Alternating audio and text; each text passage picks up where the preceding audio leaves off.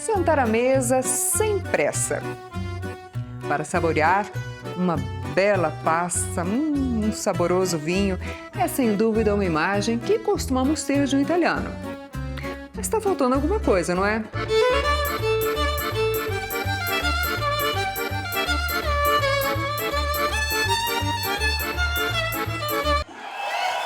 Claro, a companhia, o barulho das conversas. A famosa mesa farta dos fratelli não envolve só comida. É também sinônimo de família, de amigos, de gente reunida. O hábito de fazer da refeição um momento para fortalecer laços afetivos é uma das heranças deixadas pelos imigrantes que chegaram há mais de 100 anos no Brasil. No Paraná, foram centenas de famílias que chegaram com o sonho de se reunir à mesa para celebrar a nova vida.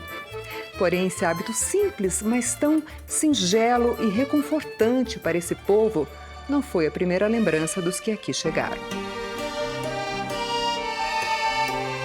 A travessia durava mais ou menos ali uns 2 meses de barco, né?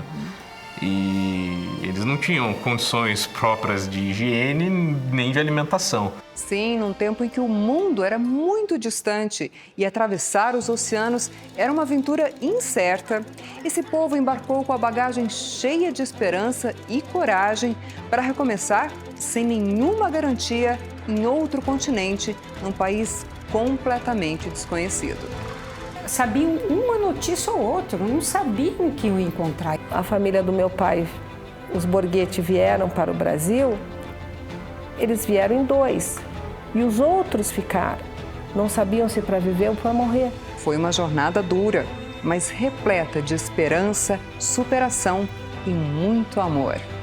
Elas queriam que a vida delas tivesse um outro sentido, um outro jeito, custe o que custasse. Sente-se e fique à vontade. Está começando A Mesa, da Itália para o Paraná.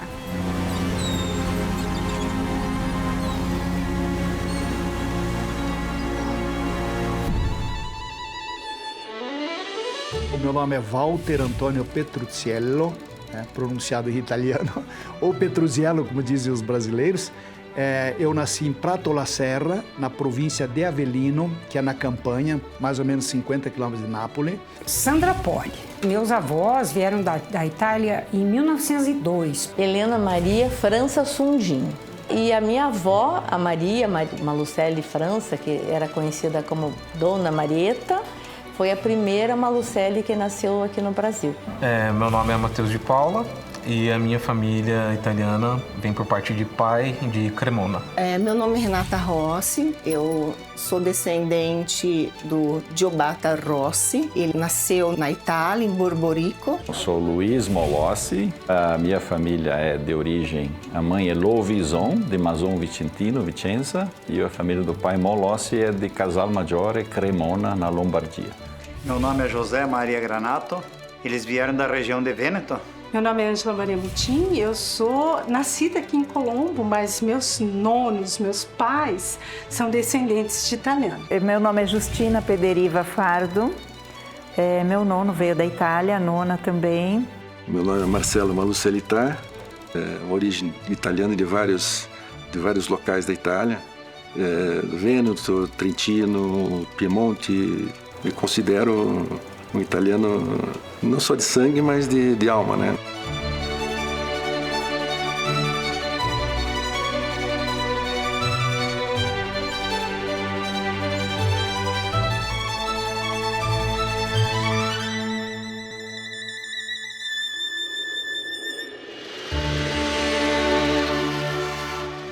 Eu digo sempre que a história do ser humano é uma história de migração. Se não fosse assim, se a gente não tivesse esse espírito, como os antigos diziam, um espírito andejo, a gente não tinha saído em busca de melhores condições de vida. A Itália, aí, no século XIX, ela não existia como um Estado-nação, né?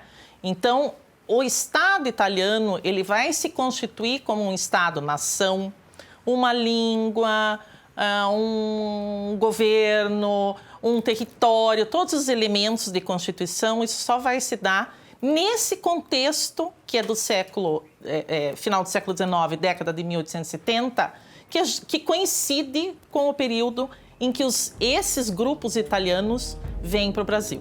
A Itália, durante toda a Idade Média, foi dividida em vários pequenos reinos, pequenas cidades-estado, umas mais poderosas que outras, mas nunca foi uma coisa unificada ali até 1861. 1861 tem a imigração da Itália. Anteriormente tínhamos ali o reino sardo-piemontês, os estados pontifícios que pertenciam à igreja, o reino das duas Sicílias, aquela região da Lombardia e do Vêneto estavam sob o domínio austríaco. Passou por uma série de guerras civis que levaram à unificação da Itália. Inclusive com a participação de um sujeito conhecido dos brasileiros, o Giuseppe Garibaldi, que participou da Revolução Farroupilha, que esteve no Rio Grande do Sul no final da década de 30. Eles mandaram embora os príncipes de Bourbon quando desembarcaram nas praias do sul da Sicília e da Calábria e da Campânia, na cidade de Palermo e na cidade de Nápoles. E vai ocorrer um conflito com a igreja, porque em 1870 eles ocuparam os estados pontifícios. Toda essa confusão da península, tantos anos sem colheita, tantas guerras de disputa, tanto tempo sem poder plantar, tudo isso provocou fome na Itália. Havia fome na Itália.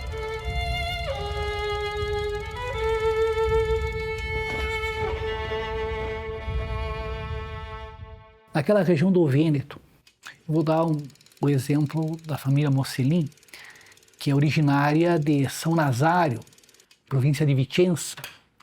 Então, cada família tinha 8, 10, 12 filhos.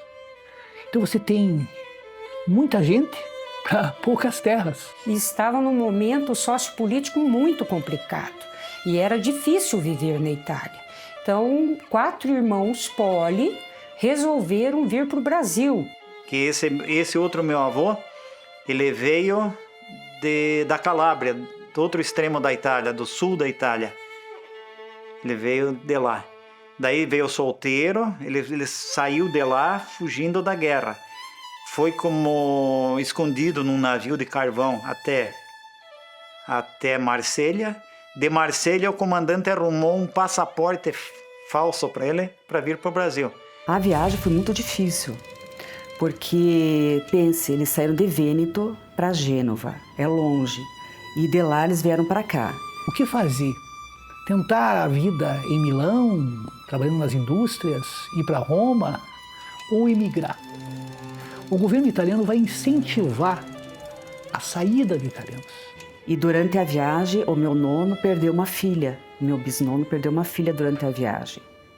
Ela teve uma doença, né? Porque, é claro, é inevitável. Imagine um navio com milhares de pessoas ali dentro e você não ter condições mínimas de higiene.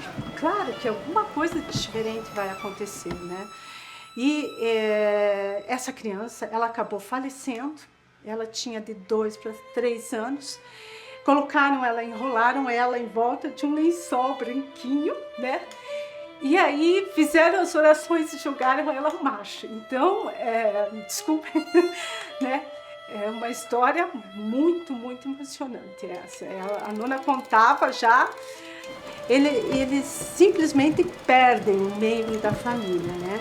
Então a nona contava que realmente foi muito difícil, né? A maior parte dos imigrantes eram analfabetos e vieram para o Brasil porque eles queriam plantar e aqui tinham prometido que eles poderiam ter até um castelo para cada um. Uhum. Que existia árvore de salame, que tudo que você plantava nascia, que tinha rua ladrilhada de ouro, esmeralda e que o governo pagava tudo para eles, né? Chegavam com um pensamento de que a América era um paraíso.